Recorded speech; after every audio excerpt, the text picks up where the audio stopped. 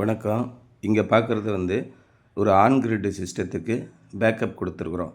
எப்பயுமே on grid system போட்டுட்டிங்க அப்படின்னா full current bill கம்ப்ளீட்டாக 0 ஆகிடும்.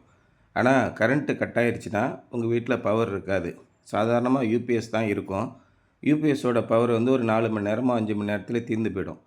ஆனால் இந்த மாதிரி ஒரு பேக்கப் சிஸ்டம் போடும்போது இதில் இருக்க ரிலே என்ன பண்ணுன்னா, ஆன் கிரிட் சிஸ்டத்தில் பவர் ஃபெயிலியர் ஆகி கம்ப்ளீட்டாக சோலார் பேனல் டிஸ்கனெக்ட் ஆகி இருக்கும்போது அதை சென்ஸ் பண்ணிக்கிட்டு அந்த நேரத்தில் மட்டும் சோலார் பேனல்லேருந்து உங்களுக்கு பேக்கப் பவர் கொடுக்கும். அந்த பேட்டரியை சார்ஜ் பண்ணி கொடுக்கும்.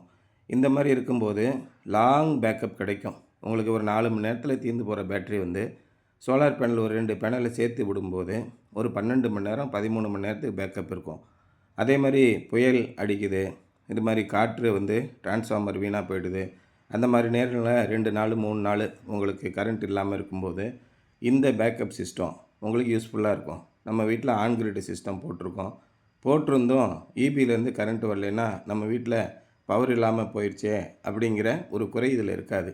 இது சிம்பிளாக மார்க்கெட்டில் எம்பிபிடி கிடைக்குது.